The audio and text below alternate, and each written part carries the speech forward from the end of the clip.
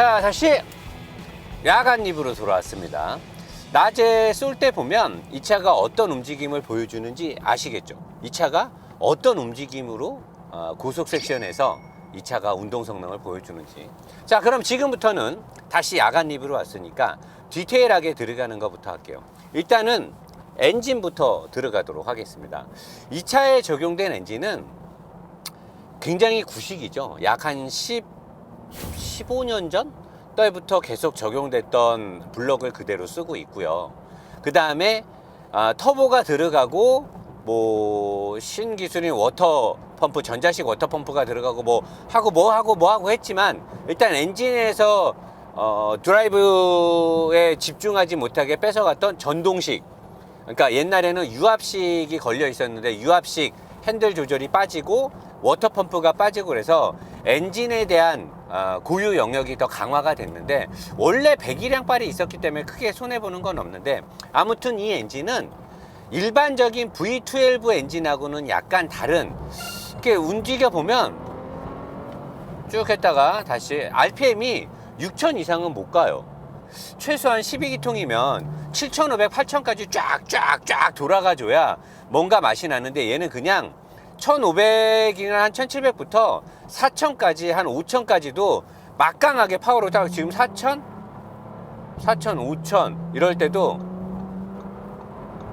그러니까 이게 어느 구간에서 토크가 빵 터지고 이런 게 없어요. 그냥 전체적인 6000cc의 배기량 빨로 밀기 때문에 NA 엔진 비스무리하게 이렇게 가는데 부드러움이 그냥 V6나 V8 같아요. 보통 V12 엔진들은 크랭크 축이 도는 느낌이나 6개씩 있는 피스톤들이 움직일 때 약간 옛날 프로펠러 비행기가 도는 툭 돌아가는 이 모터가 도는 이런 느낌인데, 얘는 RPM의 변화도 그렇고 그냥 어떻게 보면 V6 엔진에 터보가 들어가 있는 고성능 V6 엔진 같은 그런 느낌이고, 아주 낮은 RPM에서는 약간 12기통의 부드러움이 있는데, 아무튼 벤츠의 12기통이나 BMW의 12기통 같은 그런 느낌은 들지 않아요. 근데 페라리나 람보르기니 같은 슈퍼카들이 쓰는 12기통은 걔네들은 부드러움이 없죠. 부드러움이 없는데 일반적인 고급 세단들은 부드러움이 있는데 얘는 아무튼 그런 부드러움이 없고요. 대신에 출력은 이게 좀 일반인들이 타면 브레이크, 일반인들이 타면 출력에 대한 그 아쉬움이나 출력이 모자란다 이런 거는 절대 느끼지 못할 거예요. 자, 그리고 이 엔진은 가감속을 때릴 때 쭉 브레이크 밟고 다시 가속을 때리고 이럴 때, 과거의 벤틀리들은 토크 컨버터에서 출력이 죽어버리는 현상이 되게 많았는데, 얘는 따고 변속하고 내리고 나서 다시 쭉 갈 때 그냥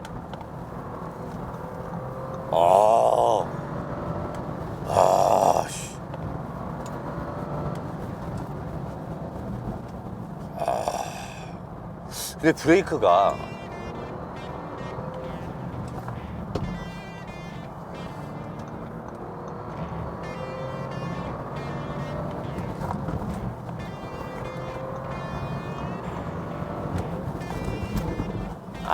이제 안 됐네. 확실히 스테일 브레이크의 한계는 있네. 아무리 포르쉐의 기술이 들어가서 에어 덕트를 잘 돼서 잘했고, 일본의 AK 뭔가 뭐 아무튼 그 브레이크가 아무리 10 피스톤에 뭐 잘해놔도 스테일 브레이크랑 3번에서는 여지없이 뻗어버리네요. 3번을 밟으니까 안 되는데, 뭐 사실 이 차를 타면서 그렇게 쏘진 않을 테니까.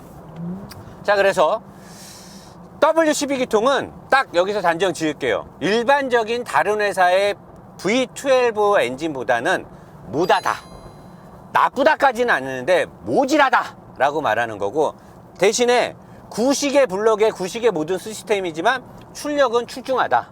2.3톤이 넘는 차를 그냥 확 땡기는 데 있어서 전혀 부족함이 없고 언제나 5, 6천까지는 땡겨준다. 근데 얘가 6000 이상을 잘 못 돌기 때문에 6000에서도 뭐 어지럽거나 이런 건 없어요. 근데 이런 고성능 차가 6000rpm에서 더 이상 돌지 못한다는 건 상당히 아쉬움이 있네요. 자, 그리고 이제 미션으로 넘어가면 이 차에 들어간 이 트윈 클러치는 딱 이제 매뉴얼에 놓고 타면, 메뉴에서 딱 올리면 4단, 5단 딱 들어가면, 과거에 ZF나 다른 회사의 오토미션을 쓰는 회사들은 패들 시프트를 바꿔도 변속은 바로 안 되고 여기 계기판에 숫자만 바뀌었단 말이에요. 근데 얘는 진짜로 딱딱딱 제때제때 되게 빨라요. 되게 빠르고 내가 원하는 모든 것들을 잘 찾아가고 말도 잘 듣고 동력의 손실 없이 클러치에서 정확하게 습식 DCT를 통해서 정확하게 파워트레인으로 모든 걸 전달을 해주는데, 한 가지 문제점이 파나메라에 맞춰서 세팅해 놓은 데이터 값 때문인지 몰라도 오토미션에 놓고 탈 때 가감속을 자주 하게 되면 미션이 버벅거려요.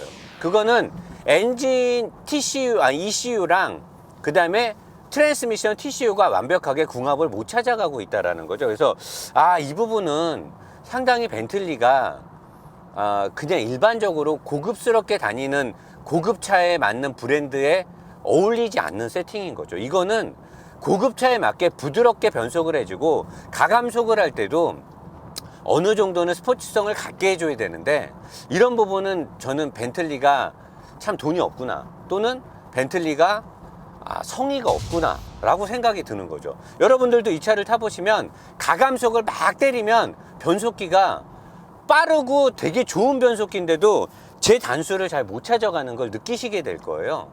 그런 부분이 되게 아쉬운 거죠. 그리고 대신에 이제 자꾸 내가 이랬다 저랬다나, 대신에 좀 좋은 건 다른 미션에서는 미션이 좋은데 사륜이 맞물리면서 이질감이나 척덕거리는 소리가 생기는데, 얘에 들어간 사륜 시스템은 최근에 ZF에서 만들어진 최근의 DCT 미션의 내장형 사륜이기 때문에 사륜 시스템이 되게 좋아요. 그리고 이 사륜이 포르쉐 애들이 쓰는 그 사륜 시스템이기 때문에 사륜 분배에 있어서만큼은 막 포르쉐도 빠르게 막 변속을 막 주고받고 그러지 않거든요. 그 토크 분배를. 근데 얘는 일반적으로 이렇게 일반 모드에서 탈 때는 40대 60 정도 돼요. 완벽하게 사륜은 아닌데 거의 사륜처럼 느껴지고, 대신에 앞쪽에 많은 토크가 걸려서 불쾌하다는 느낌이 들지 않아요. 그거는 하체 오리기에서도 봤겠지만 앞쪽으로 가는 파워트레인들이 그렇게 두껍지 않아요. 그래서 앞쪽에 토크가 많이 걸려서 불쾌하다 이런 느낌이 전혀 없고, 한 40대 60, 30대 70을 항상 유지하면서 좋은 그립을 유지하고 모든 부분에서 운전자한테 자신을 줄 수 있는 그런 특성으로 운전이 되고요. 여기서 이제 스포츠 모드로 바꾸면 미션이 활성화가 되고 또 뭐가 될까요? 댐퍼가 이제 바뀌고 이러는데, 이때부터는 핸들이나 여러 가지가 바뀌어요. 핸들의 느낌이 완벽하게 후륜 같은 느낌으로. 근데 그거는 내가 봤을 때 미션 때문에 그러는 거지, 아니면 핸들에 전동식의 어떤 영향력이 바뀔 수도 있는 거죠. 뻑뻑하게 움직이는 걸 약간 가볍게 움직여줘서 내가 후륜차를 타고 있다라는 느낌을 들게 해주는데, 이 차가 스포츠 모드에 놓게 되면 실제적으로도 뒤쪽으로도 토크가 많이 가고요. 그러니까 제조사에서 말하는 것처럼 100% 가까이 뒤로 토크가 가진 않아요. 100% 가는 건 아니고, 제가 봤을 때는 한 80? 많이 가야 85 정도가 뒤로 가는 것 같은데, 느낌상으로는 후륜 같아요. 근데 그 느낌이 왜 후륜같이 자꾸 느끼나 했더니 핸들이 가벼워져요. 이 전동식 스티어링이 스포츠 모드를 했을 때 약간 기분을 바꾸게 해주는 것 같아요. 내가 후륜차를 탄다는 느낌을 주고. 그리고 대신에 스포츠에 놓고 타면 어느 속도에서나 내가 풀악셀을 치면 뒷바퀴가 헛돌아요. 우리 스포츠카들 타듯이 뒷바퀴가 킥킥킥 하면서 가는데, 그건 되게 기분이 좋더라고요. 일반적인 벤틀리나 아우디 꽈토로를 탈 때는 느낄 수 없는 건데 그런 게 느껴져서 되게 좋고요. 그리고 여기 스포츠에 놓게 되면 에어매틱 스프링도 단단해지고 감압 댐퍼도 단단해지는 데다가 액티브 안티롤바가 이제 묶이면서 웬만한 데를 치고 달리고 할 때, 이런 데서도 딱 치고 들어갈 때 딱 잡을 때 끼우러짐이 없어요. 원래 벤틀리들이 엄청나게 끼우러지면서 불안해가지고 뭘 못해야 되는데, 얘는 그런 거 없이 그냥 달리면 지금도 뒤에 슬립 난다. 이렇게 했을 때, 이렇게 코너 돌고 했을 때도 차가 수평으로 움직여요. 근데 이게 되게 좋은데 겨울철이나 노면이 약간 안 좋을 때는 롤 허용을 안 하잖아요.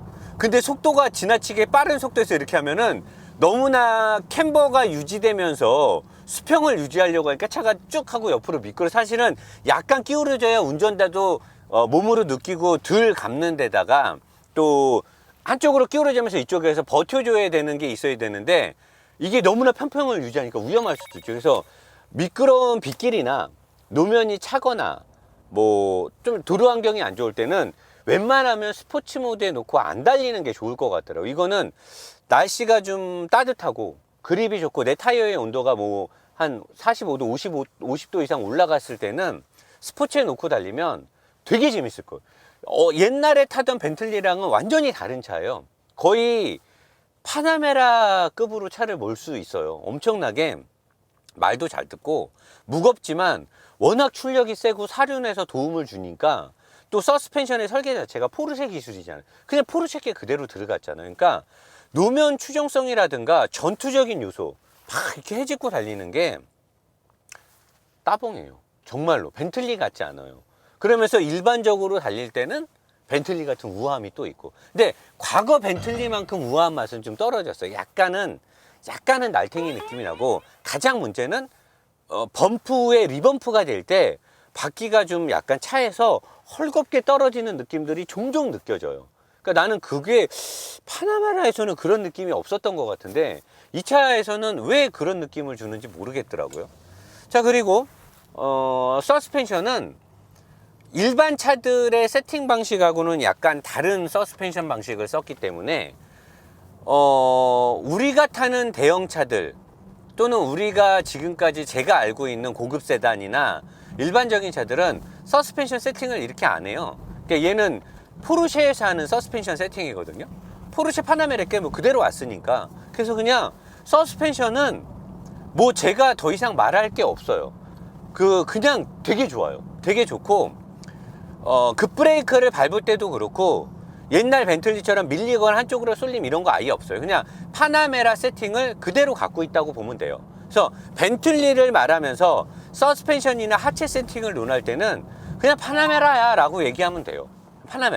파나메라 세팅이 그대로 들어왔으니까 이건 뭐 믿고 타도 되고, 이제는 이 차를 타는 중년에 또 성공한 우리 사업가분들, 행운아분들이 벤틀리를 타면, 예전에는 벤틀리라는 고급진 브랜드 네임 밸류, 그다음에 신뢰, 여자들한테 먹히고 어떤 여자도 다 꼬실 수 있는, 작업할 수 있는 그런 게 아니라 이제는 이 벤틀리를 타고 웬만한 차들을 다 추격할 수가 있어요. 옛날에는 그냥 유유자적 멋있게 중절모 쓰고 또는 멋있는 양복 입고 그냥 부드럽게 타고 다녔더라면, 지금은 타다가 저런 거 이렇게 지포 같은 거 저렇게 가면은 저런 거 그냥 갖고 노는 거냐, 풍차 돌리기를 왼쪽 오른쪽 바퀴로 다 돌려버리는 거죠, 얘를 타고 다니면. 그래서 이제는 벤틀리를 생각하시는 분들은 고급스러움과 중후함 플러스 스포츠성까지 가질 수 있다는 거죠. 고급스러운 벤틀리나 고급스러운 인테리어는 나랑 안 어울리겠지만 거동을 하는 움직임에 있어서만큼은 노 사장하고 되게 잘 어울리는 차예요. 정말 저는 이렇게 움직이는 차가 좋거든요. 그 프레임 곳곳을 어설프게 보강을 하고 인위적으로 액티브 안티롤 바를 통해서 자세 제어를 하는데, 근데 포르쉐의 DNA가 들어갔기 때문에 일반적인 만약에 이태리나 다른 영국 브랜드에서 인위적인 안티롤 바를 썼으면 아마 코너에서 위험할 텐데, 얘는 토크 벡터링이 굉장히 똑똑하게 작동한, 포르쉐가 원래 토크 벡터링을 되게 잘 쓴단 말이에요. 토크 벡터링이 뭐냐면 코너 같은 데 들어가다가 차가 날아갈 때 네 바퀴를 별도로 ECU가 알아서 브레이크를 잡아줘서 코너를 세게 돌 때는 안쪽 브레이크만 잡아서 코너 안쪽으로 차를 당겨주고, 언더나 오버스티어가 났을 때 끝쪽 바퀴나 대각선으로 브레이크를 잡아서 차를 잡아주는 그런 똑똑한 기술이 있는데, 포르쉐가 토크 벡터링을 되게 잘 써요. 그래서 포르쉐는 LSD를 잘 안 넣거든요. 근데 이 차가 토크 벡터링 기술이 되게 잘 들어와요. 아까도 어젠가도 제가 코너 같은 데 가면서 확 각살 밟았는데 분명히 이건 뒤가 돌아야 되는데 안 돌더라고요. 속도도 별로 줄지 않으면서. 왜냐면 트랙션 컨트롤 시스템 TCS 같은 게 작동을 해서 자세를 잡으면 출력이 죽어버리거든요. 근데 출력이 죽지 않으면서도 잘 잡고 가더라는 거죠. 그거는 토크 벡터링이 되게 작동을 잘한다는 거거든요. 그래서 그런 것도 되게 마음에 들고, 뒷자리의 뭐 착자성이나 승차감은 좋을 리가 없죠. 이 차는 원래 2+2로 2인승을 위해서 만들어진가 뒷자리는 필요 없고, 그 다음에 앉았을 때 착자 포지션도 포르쉐의 DNA가 살짝 들어온 것 같아요. 플랫폼이 바뀌었기 때문에 전체적인 의자의 레일 설계도 바뀐 것 같아서 과거의 2세대나 1세대의 벤틀리에 비해서도 착자 느낌이나 포지션도 되게 좋아졌습니다. 그래서 여기 의자, 여기 경추부터 헤드레스트로 연결되는 이 부분도 굉장히 설계가 잘 돼가지고 저는 이 차를 타고 장거리를 갈 때도 파나메라 같은 경우는 장거리를 가면 힘들어요. 서스가 되게 딱딱하기 때문에. 근데 얘는 그럴 게 없을 것 같아요. 자꾸만 타면 탈수록 차가 마음에 들어지네. 차주분이 이 리뷰를 좋아하게 될 것 같은 느낌? 그렇지 않냐? 막내야? 네. 갑자기 낮에랑은 다른 타면 탈수록 차가 마음에 들어지는 그런 느낌을 주고 있어. 그래서 차주분이 왠지 마음에 들어하고 이 리뷰를 영상을 보면서 좋아하실 것 같아. 싹 코너 돌면 코너 도는 느낌 좋아. 좋아. 깔끔해. 아주 깔끔해. 이런 느낌 아주 좋아. 그러니까 액티브 롤이 내가 꼭 스포츠를 놓지 않아도 필요할 때 조금씩 개입을 하는 것 같아. 코너 돌 때 차에 대한 자세 대우가 아주 좋은 것 같더라고. 더 자세하게 하려고 그랬는데 다운이가 이미 많이 했기 때문에 나는 이런 달리기 성능 다 알려준 거잖아. 아무튼 여러분, 이 차는 총평에서 더 자세한 얘기를 해드리도록 하겠습니다. 풀악셀 하겠습니다. 자, 안녕하십니까. 벤틀리 컨티넨탈 GT 신형의 리뷰가 끝났습니다. 리뷰 영상 안에서 조금 달리는 장면이 있었죠. 날씨가 따뜻해지면 따뜻해질수록 달리는 장면은 점점 더 많아질 것입니다. 그리고 영상 안에서는 어떤 법규 문제나 이런 것들 때문에 많이 달리는 거를 넣을 수가 없죠. 그래서 제가 혼자 타면서 충분히 많이 느끼고 또 제 몸으로 다 습득되는 거를 토대로 리뷰 스토리가 작성돼서 나가니까 그런 부분에서 오해가 없으셨으면 좋겠고요. 참고가 돼야 되는 거고요. 자, 벤틀리 컨티넨탈 GT 이번에 새로 나온 3세대 모델인데요.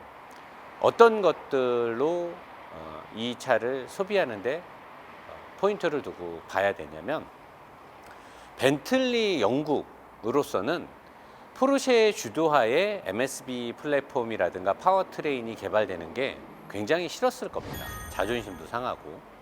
하지만 많은 성공 사례를 가지고 있고 파나메라나 카이엔이나 카이맨이나 박스터 등등 내놓는 족족 성공시키고 있고, 또 여러 브랜드들하고 달리 생산 대수가 벤츠 BM만큼 아우디만큼 많지 않아도 대당 마진율이 굉장히 높은 포르쉐의 영업 전략과 그 다음에 제품 개발에 대한 걸 거스를 수가 없을 겁니다. 근데 포르쉐의 자동차의 DNA와 자기네들 자사 브랜드를 옹호해주고 구매해주는 소비자층하고 벤틀리를 바라보는 소비자층은 완전 다르거든요.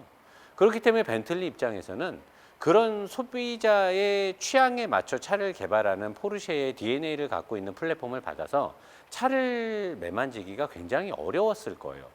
하지만 파나메라가 이미 그런 범주의 상당 부분을 포함하고 있었기 때문에 포르쉐의 주도하에 라이프치 공장에서 나오는 이 플랫폼이 스포츠성이 강조되고 있다 하더라도 벤틀리가 그거를 가져다 쓰면서 큰 변화를 하지 않고도 이 정도의 차를 만들었다는 거는 굉장히 운이 좋았다라고 봅니다. 저는 벤틀리의 기술이 좋아서 이렇게 간 게 아니고 굉장히 운이 좋았다라고 보는데, 일단은 이전에 벤틀리 2세대나 1세대를 저는 그 차를 많이 타봤고, 옛날에 양재동에서 슈퍼카 장사할 때 그 차를 많이 팔았어요, 실제로.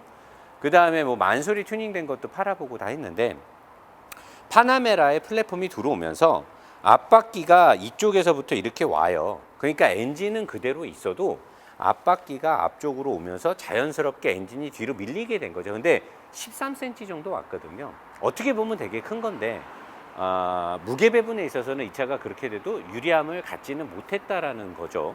근데 전에 벤틀리를 탔던 분들은 아랑 하고 나가는 거 말고는 사실 아무것도 없었고, 지하 주차장이라든가 일반적인 상황에서 자기 차가 갖고 있는 파워트레인이나 여러 시스템이 굉장히 구형이라는 걸 몸으로 직접 느낄 수 있었는데, 이 차를 타면 그런 게 없다라는 거죠. 그리고 굉장히 덩치에 안 맞게 민첩하게 잘 움직입니다. 물론 무겁죠. 무겁고 엔진도 막 그렇게 스프린트한 엔진은 아니거든요. 근데 내가 지금까지 살면서 탔던 롤스로이스, 벤틀리의 모든 거 다 어떻게 보면 에스턴 마틴의 범주를 앞섰다고 봐도 돼요. 요번에 새로 나온 뭐 DB11 같은 경우는 제가 안 타봤지만 기존의 뭐 DBS라든가 뭐 또 에스턴 마틴 뱅키시 이런 것들은 구형의 플랫폼이었잖아요. 근데 정말로 이 차가 과거의 벤틀리하고서 완전히 환골탈태한 모습을 가지고 있고요. 좀 아쉬운 거는 중량에 대한 라이트 경량이 잘 안 됐다는 거예요. 제조사에서는 중량 부분을 자랑을 하지만 사실 이전에 구형 벤틀리도 이미 알루미늄에 대한 사용 빈도가 되게 높았거든요. 그래서 별로 이 신소재 최신에 나온 차치고는 경량에 대한 느낌을 받을 수가 없고, 소재 곳곳에서도 이미 과거의 벤틀리들이 알루미늄을 덕지덕지 많이 쓰고 있었기 때문에 이 차에 와서 경량 소재라든가 뭐 최첨단 소재가 적용됐다 이런 거를 기대하기는 어렵죠. 하지만 포르쉐의 프레임과 포르쉐의 설계 DNA와 포르쉐의 데이터 값을 그대로 갖고 왔기 때문에 차 하나의 움직임, 차의 움직임만큼은 가히 타의 추종을 불허하고요. 정말 만족스럽습니다. 그 8기통에 맞춰진 ZF의 8단 DCT가 이 12기통에 와서는 좀 약간 그런 게 있죠. 근데 사실 살살 달리면, 살살 달려도 티가 나요. 저속에서도 2단, 3단, 4단에서 많이 튀거든요. 근데 이 부분은 사실 우리나라 실정의 이 차가 V12 엔진처럼 그런 느낌도 아니고 갈갈갈갈 되는 그런 느낌도 아니기 때문에 이 차를 타면서 12기통의 매력을 느낀다는 건 말이 안 되니까 저는 앞으로 새로 나오게 될 V8기통 터보 엔진이 굉장히 기대가 됩니다. V8기통 엔진이 들어오면 아마 엔진이 상당 부분 또 뒤로 들어갈 거예요. 폭이 좁으니까 뒤로 들어갈 것이고, 8기통이기 때문에 아마도 파나메라에 들어간 8기통과 비슷한 토크 분포를 갖고 있어서 파나메라에서 조율해놨던 이 미션하고 굉장히 궁합이 잘 맞을 겁니다. 그리고 들어가면서 무게 배분이라든가 앞바퀴 쪽에 하중에 대한 부담감 등이 적어지면서 더 민첩하고, 사실 V8에 터보가 들어가면 제 예상에는 한 550마력 세팅으로 나올 거거든요. 그러면 사실 650마력이나 550마력이나 조금 차이가 나지 그렇게 많이 차이 나진 않아요. 그래서 아마도 주력의 모델이 V8 모델이 될 것 같고, 벤틀리를 뭐 구매를 생각하셨던 분들은 사실 여기 들어가는 W12는 큰 매력이 없어요. 그러니까 그냥 V8기통이 나올 때까지 기다렸다가 V8을 사시면 아주 만족하지 않을까. 저도 사고 싶은 차니까요. 근데 저는 사실 벤틀리의 앞뒤 디자인을 별로 좋아하지 않아요. 옆 라인을 되게 좋아하고 실내 인테리어를 좋아하거든요.